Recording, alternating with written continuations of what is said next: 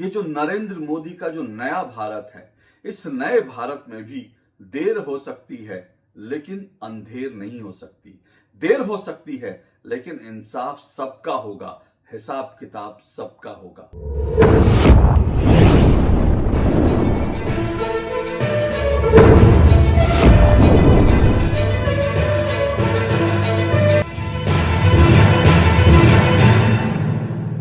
कहते हैं कि ऊपर वाले के घर देर है अंधेर नहीं।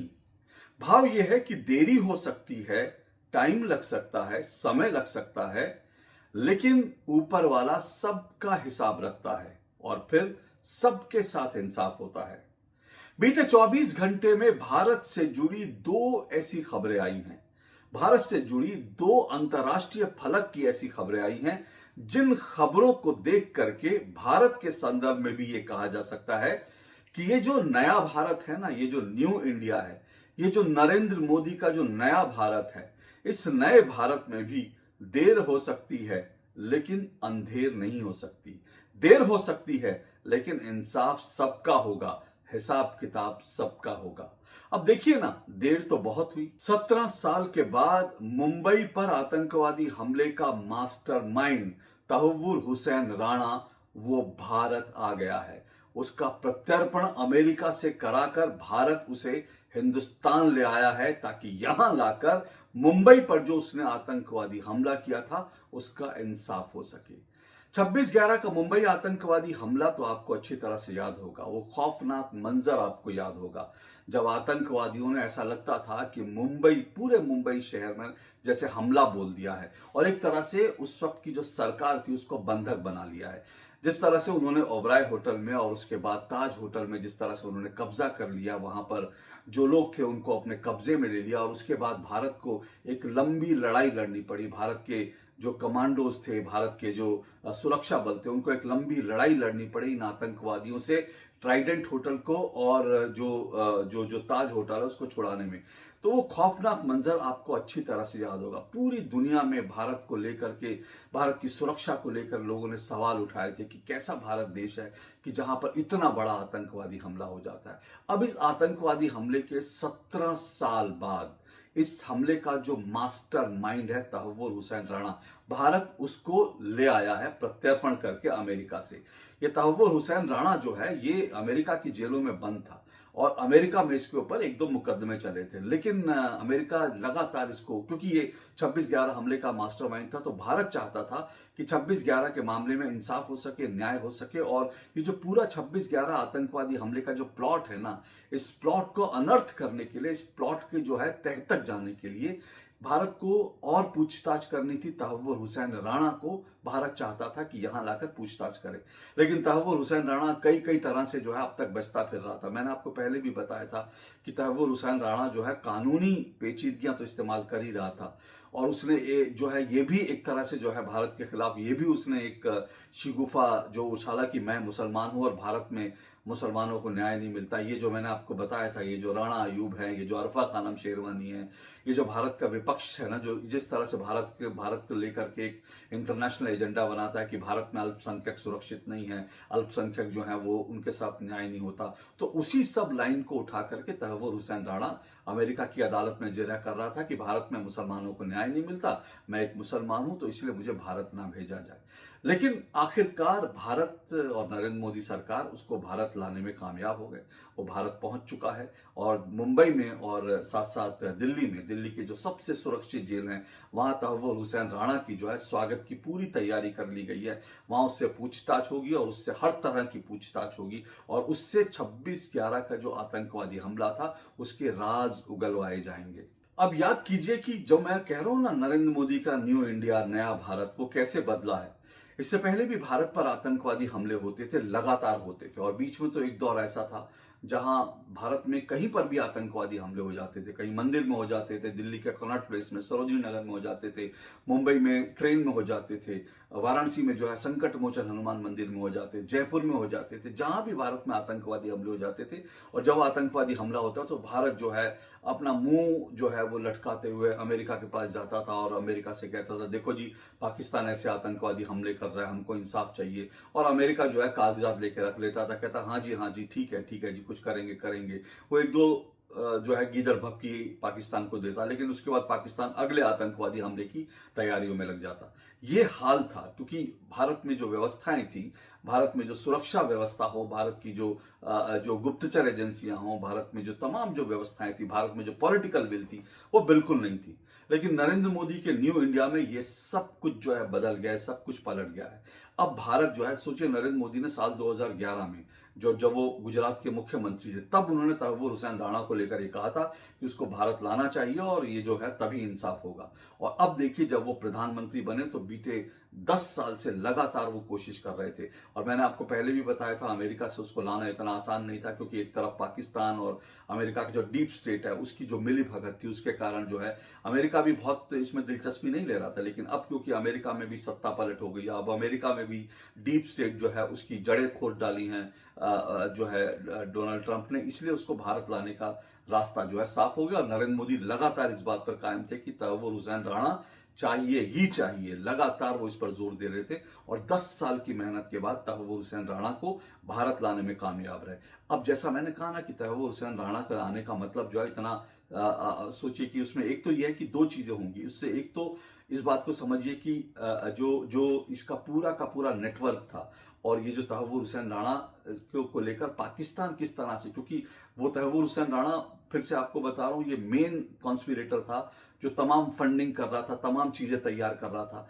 और ये भारत भी आया था, भारत में भी आके इसने रेकी की थी, डेविड कोलमैन हेडली को भी इसने भारत भेजा था, यहां पर भी उसने उससे भी रेकी करवाई थी। और ये लगातार जो है भारत के ऊपर नजर बनाकर रखा हुआ था। लेकिन देखिए ये किस तरह की दुर्भाग्यपूर्ण बात है कि वो और डेविड कोलमैन हेडली जो है वो लगातार भारत आते हैं, भारत में रेकी करते हैं, भारत से जाते हैं, भारत से पाकिस्तान जाते हैं। उनके पासपोर्ट से पता चलता है कि वो कोई पाकिस्तान मूल के हैं, कोई कनाडाई है, कोई जो है ये जो है इनका पाकिस्तान से लिंक है, इस तरह की चीजें हैं, पाकिस्तानी सेना से इनका लिंक है, इस तरह की सब चीजें हमारे सामने थी। लेकिन उसके बावजूद गुप्तचर एजेंसियां इनका आना जाना, इनको ट्रेस नहीं कर पाई, ये क्यों बार बार भारत आ रहे हैं, क्यों भारत से पाकिस्तान जा रहे हैं, इनका लिंक क्या है, ये बिल्कुल पता नहीं कर पा रही थी। लेकिन अल्टीमेटली जो है, और इसलिए इसलिए ये जो है एक इंपॉर्टेंट कड़ी है। तो इसके आने से एक तो ये जो पाकिस्तान जो कॉन्स्पिरेसी की गई, पाकिस्तान की क्या क्या इसमें हाथ हैं, पाकिस्तान में क्या क्या, पाकिस्तानी सेना, पाकिस्तान की तत्कालीन सरकार हो या वहां पर आईएसआई हो, उसका किस हद तक रोल है, क्या उनकी भूमिका थी, ये सब कुछ सामने आ जाएगा। और ये सब कुछ सामने आएगा तो भारत अंतर्राष्ट्रीय मंचों पर पाकिस्तान को और ज्यादा, वैसे तो भारत ने पाकिस्तान को बिल्कुल एक तरह से नंगा कर दिया अंतर्राष्ट्रीय जगत में, लेकिन अब और ज्यादा जो है, और पाकिस्तान के ऊपर दबाव बनाने में, अंतर्राष्ट्रीय मंचों पर अमेरिका में दबाव बनाने में भारत को आसानी मिलेगी। और दूसरा जो इंपॉर्टेंट बात है वो ये है कि जैसा मैंने कहा ना कि डेविड कोलमैन हेडली और ये तहव्वुर हुसैन राणा ये लगातार भारत आ रहे थे, रेकी कर रहे थे, यहाँ पर इनका एक ऑफिस भी था, यहाँ से आ रहे थे, जा रहे थे, यहाँ से पाकिस्तान जा रहे थे। तो ये सब जो कुछ हो रहा था, इसका मतलब बड़ा साफ था कि इनके कुछ ना कुछ भारत के अंदर भी इनके कोई स्लीपर सेल थे जो भारत में इनकी मदद कर रहे थे। आज तक वो लोग कौन है जो सामने आए? एक तो महेश भट्ट का बेटा जो है सामने आया था, कि महेश भट्ट के बेटे का नाम आया था, लेकिन उसमें भी बहुत ज्यादा जांच एजेंसियां बहुत ज्यादा सुराग नहीं जो है जुटा पाई। लेकिन अब जो है इस बात की जो है उम्मीद बन गई है कि भारत में जो गद्दार थे, भारत में जो स्लीपर सेल थे, जो मुंबई आतंकवादी हमले में इनकी मदद कर रहे थे, पाकिस्तान की मदद कर रहे थे। आपको फिर से याद दिला रहा हूं, मैंने कई बार कहा है कि ये जो मुंबई का आतंकवादी हमला हुआ था, इसमें जो है कलावा बांधकर आया था, कलावा बांधकर छलावा करने के लिए आया था ये पाकिस्तानी आतंकवादी। और ये भी खबर सामने आई थी कि ये जो तहव्वुर हुसैन राणा है, उसने डेविड कोलमैन हेडली को भी कहा था कि वो भी कलावा ले ले और कलावा बांधकर अपने हाथ में रखे। तो इस तरह से जो है ये हिंदुओं को आतंकवादी ठहराने की कोशिश कर रहे थे। और इसमें भारत की तरफ से कौन इनके मददगार थे, ये एक बड़ा राज है, और ये राज फाश हो सकता है तहव्वुर हुसैन राणा के आने से। अब इसीलिए जो है गृह मंत्री अमित शाह ने एक बहुत इंपॉर्टेंट बात की। उन्होंने कहा भारत के सम्मान, भारत की धरती पर जो बुरी नजर रखेगा, भारत के सम्मान के साथ जो खिलवाड़ करेगा, और भारत के नागरिकों को लेकर के जो उन पर अत्याचार करेगा, उसको हम कहीं भी छोड़ेंगे नहीं, और उसको जो है इंसाफ की तख्ते पर पहुंचा के रहेंगे। अब अपने आप में ये इंपॉर्टेंट बात है, जिस तरह से इजराइल की पॉलिसी है ना, इजराइल कहता है कि उसके अगर नागरिक को या उसके देश में कोई भी हमलावर हो तो उसको हम ढूंढ के निकालेंगे, उसको ढूंढ के मारेंगे, चाहे वो दुनिया के किसी भी कोने में हो। तो मोदी और अमित शाह लगभग लगभग लगता है इसी स्ट्रैटेजी पे काम कर रहे हैं। और क्योंकि भारत का सिस्टम जो है किस तरह का था आप अच्छी तरह से जानते हैं, उसको बिल्कुल तोड़ के रखा हुआ था। सिस्टम को खड़े करने में इन दोनों को समय लग सकता है, समय लगा है, लेकिन अब लगता है कि भारत जो है मजबूती से इस पे काम कर रहा है। तो ये दो चीज तहव्वुर हुसैन राणा के आने से ये बड़ा इंपॉर्टेंट फैक्टर हो जाता है। तो ये तो पहली खबर थी, जैसे मैंने बताया कि दो खबरें जिससे पता लगता है कि नरेंद्र मोदी का जो नया भारत है, यहां देर है अंधेर नहीं है, यहां भी इंसाफ सबके साथ होता है। और ये यहाँ पर जो लाठी बजती है तो बराबर से बजती है। अब देखिए तहव्वुर हुसैन राणा तो आ गया 17 साल बाद, और दूसरी खबर क्या आई? दूसरी खबर ये कि भारत ने बांग्लादेश को, मोहम्मद यूनुस के बांग्लादेश को जो ट्रांसशिपमेंट की जो फैसिलिटी दे रखी थी उसको भारत ने रद्द कर दिया, कैंसिल कर दिया।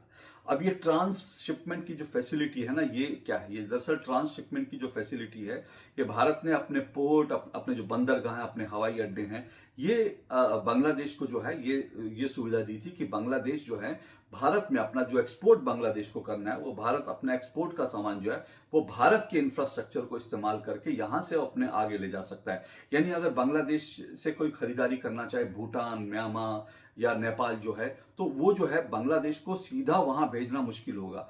तो उसके लिए उसको हवाई रास्ता चाहिए और इसके अलावा कोई रास्ता नहीं। लेकिन भारत ने अपनी जमीन को दिया, भारत ने कहा कि ठीक है भाई, आप जो है यहां से उसको शिपमेंट ले जा सकते हैं, ट्रांसशिपमेंट की, यानी कि तीसरे देश के लिए भारत ने फैसिलिटी दी कि बांग्लादेश जो है तीसरे देश को जो सामान भेजना है वो यहां से जो है भारत की धरती का इस्तेमाल करते हुए यहां से ट्रांसशिपमेंट की फैसिलिटी दी। अब भारत ने इसको कैंसिल कर दिया है। तो ये जो भारत ने कैंसिल किया, ये भी अपने आप में बहुत बड़ी खबर है और ये दिखाता है कि नरेंद्र मोदी सरकार जो है भारत के ऊपर जो बुरी निगाह रखता है ना, उसको किसी भी हालत में नरेंद्र मोदी सरकार जो है छेड़ने छोड़ने के लिए बिल्कुल भी तैयार नहीं है। अब देखिए हुआ क्या था कि दरअसल दो चीजें यहां पर भी इंपॉर्टेंट है। एक तो बांग्लादेश के अंदर लगातार जो है हिंदुओं पर अत्याचार हो रहे थे। बांग्लादेश में जब से शेख हसीना को की तख्ता पलट हुआ है, मोहम्मद यूनुस अंतरिम सरकार के मुखिया, और वो किस तरह से कट्टरपंथियों के लिए जो है वो वहां पर जो है उनके लिए एक तरह से पपलू बने हुए हैं, और जिस तरह से वहां पर हिंदुओं पर लगातार अत्याचार हो रहा है, उनका नरसंहार हो रहा है, उसको लेकर लोग कहते हैं नरेंद्र मोदी क्या कर रहे हैं, मोदी क्या कर रहे हैं। तुम नरेंद्र मोदी जाकर वहां वॉर नहीं शुरू कर सकते थे, ऐसा नहीं है कि वॉर कर सकते थे। कूटनीति में कुछ चीजें जो है अलग अलग तरह से की जाती हैं। एक तो नरेंद्र मोदी ने इसको लेकर के अमेरिका से बात की। आपको अच्छी तरह से याद है, मोदी जब गए थे तो ट्रंप ने कहा था बांग्लादेश का मामला मैं नरेंद्र मोदी पर छोड़ता हूं। जो है अमेरिका की तरफ से जो है उस बांग्लादेश के पेच कसने की कोशिश कर रहे थे। दूसरे भारत भी अपनी ओर से कूटनीतिक पहल कर रहा था, कई तरह की पहल कर रहा था।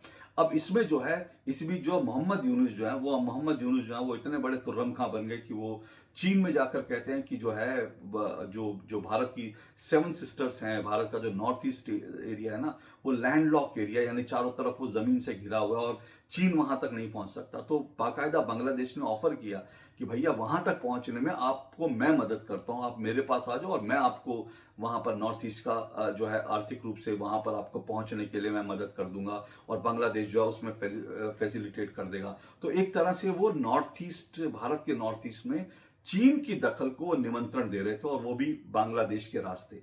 अब भारत को ये बात नागवार गुजरेगी। जाहिर सी बात है कि कौन होता है कि जो मोहम्मद यूनुस जो है उसकी क्या है वो औकात है, और वो कौन होता है भारत के नॉर्थ ईस्ट पर जो है चाइना को जो है नजरें गड़वाने वाला। तो जैसे ये कहा, भारत सरकार सतर्क होगी, और जैसे मैंने कहा हिंदुओं पर अत्याचार को लेकर, और दूसरा मोहम्मद यूनुस ने ये जो बयान दिया था इसको लेकर भारत सतर्क हो गया, और भारत ने कहा ठीक है अब वक्त आ गया कि मोहम्मद यूनुस के पेच जो है टाइट किए जाएं। तो तुरंत जो ट्रांसशिपमेंट जो फैसिलिटी थी उसको भारत ने विड्रॉ कर लिया। अब कहा तो ये जा रहा है कि इससे भारत के जो व्यापारी हैं उनको तकलीफ हो रही थी, क्योंकि जो है इसके कारण जो है भारत के लोग जो हैं, भारत के जो व्यापारी हैं उनको टाइम लग रहा था, क्योंकि इतने सारे कंटेनर आ जाते थे उनको जो है भेजने में, भारत का अपना सामान भेजने में देर हो रही थी। कहा तो ये कारण दिया जा रहा है, लेकिन कारण सब समझते हैं, बांग्लादेश में लोग समझते हैं, बांग्लादेश में लोग ये कह रहे हैं कि भारत का फैसला पॉलिटिकल फैसला है। भारत नहीं कह रहा तो, लेकिन भारत में भी लोग समझ रहे हैं कि दरअसल मोहम्मद यूनुस के पेच टाइट करने की शुरुआत नरेंद्र मोदी सरकार ने कर दी है। अब इससे क्या होगा? इससे ये होगा कि जो बांग्लादेश का जो ट्रेड है उस पर बहुत बुरा असर पड़ेगा। देखिए, बांग्लादेश को अब जो है रास्ता क्या, वो श्रीलंका के माध्यम से भेजे, कहीं और से भेजे, लेकिन कहीं से भी भेजेगा तो उसके जो लागत है, कॉस्ट जो है वो बढ़ जाएगी, समय बढ़ जाएगा। जो ट्रेड होता है, व्यापार होता है, उसमें समय और कॉस्ट दोनों चीजें जो है बड़ी इंपॉर्टेंट होती हैं। अब जब उसका समय और कॉस्ट बढ़ेगा तो उसके व्यापार पर बुरा असर पड़ेगा। हालांकि बांग्लादेश के जो एक्सपर्ट हैं, सो कॉल्ड एक्सपर्ट है, वो कह रहे हैं जी हमें तो फर्क नहीं पड़ेगा, भारत को असर पड़ेगा, भारत को इसके लिए जो है शुल्क दिया जाता था, वो भारत उसको रेवेन्यू लॉस कर देगा। भारत के लिए चिंदी है, मतलब ये जो छोटे मोटे रेवेन्यू बांग्लादेश जैसी जो अर्थव्यवस्थाएं देती है ना, भारत के लिए चिल्लर है, चिल्लर। तो भारत को इससे फर्क नहीं पड़ता। इतने तो भारत जो है, मतलब ऐसे ही एक दिन में भारत जो है वो जो है पेट्रोलियम प्रोडक्ट पे जितना पैसा लगता है ना, जितना उस पर टैक्सेस लगते हैं, एक दिन में भारत उतना कमा लेता है जितना साल भर में बांग्लादेश से भारत को शुल्क मिलता होगा। तो भारत को इससे कोई फर्क नहीं पड़ने वाला। वो बांग्लादेश के लोग जो अपने आप को शेर दिखाने की कोशिश कर रहे हैं, वो सिर्फ एक उनका जो है वो सिर्फ उनका दिखावे की उनकी एक कोशिश है। लेकिन सच तो ये है कि जो मैंने कहा, नेपाल, म्यांमार और जो है भूटान, ये 3 देश नहीं, बल्कि आप सोचिए अफ्रीका और बाकी सब जगह भी, क्योंकि ये कहने के लिए 3 देश हैं, लेकिन इन तीनों देश के अलावा जो आगे भी जो बांग्लादेश भेजता है, उस सब पे जो है बांग्लादेश के व्यापार पे बहुत बुरा असर पड़ेगा। तो ये एक बड़ा फैसला है मोदी सरकार का। और इसमें एक चीज और है, इससे भारत में जो है, जो बांग्लादेश, भारत के जो व्यापारी है, बांग्लादेश जो है, बांग्लादेश का कपड़ा जो है वो ज्यादा एक्सपोर्ट होता है, बांग्लादेश के जूते जो हैं, लेदर के शूज हैं वो हैं, मसाले हैं, ये सब चीजें। अब इसी क्षेत्र में जो भारत के लोग हैं, क्योंकि उनको अभी बांग्लादेश से लगभग बराबर का कंपटीशन देना पड़ रहा था, कपड़े, जूते और फार्मास्यूटिकल हो, या फिर जो है इस तरह की दूसरी चीजें हों, चमड़े की चीजें हों, या फिर मसाले हों। लेकिन अब जो है, जब बांग्लादेश का जब फंस गया है, तो भारत के जो व्यापारी हैं उनका सामान तेजी से और जल्दी पहुंच सकेगा, तो उससे भारत के व्यापारियों को लाभ होगा। तो ये भारत के लिए एक विन विन सिचुएशन है। इसीलिए मैंने कहा कि ये जो नरेंद्र मोदी सरकार का फैसला इंपॉर्टेंट है, और ये जो 2 मैंने आपको खबरें बताई, ये दोनों अपने आप में इंपॉर्टेंट हैं, और ये दिखाती हैं कि भारत जो है, भारत में देर हो सकती है, कुछ कुछ चीजों में 17 साल लग सकते हैं, कुछ कुछ चीजों में 17 दिन लग सकते हैं। क्योंकि ये जो यूनुस ने कहा था, इसमें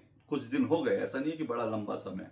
लेकिन ये भी आपको याद दिला दूं कि 4 तारीख को जो है बिम्स्टेक के सम्मेलन में जो है थाईलैंड में बाकायदा प्रधानमंत्री नरेंद्र मोदी ने मुलाकात की थी यूनुस से, और बड़े गर्मजोशी से हाथ मिलाकर। लेकिन उन्होंने कहा था कि हिंदुओं पर जो अत्याचार हो रहे हैं उसको रोकना चाहिए। तो एक मैसेज उन्होंने दे दिया था, और उसके बाद जब ये दूसरा कड़ा मैसेज, और सिर्फ मैसेज नहीं है, इसमें एक्शन भी है जो नरेंद्र मोदी ने दिया है। तो एक तरह से फिर से कह रहा हूं कि अब ये भारत वो वाला भारत नहीं रहा। यहाँ थोड़ा देर हो सकती है, लेकिन जो है भारत पलटवार भी करेगा, भारत जवाब भी देगा, और जो है इस तरह से लोग जो हैं, भारत इंसाफ भी करेगा। जो जो भारत के साथ नाइंसाफी करने की कोशिश कर रहे हैं उनके साथ इंसाफ भी करेगा।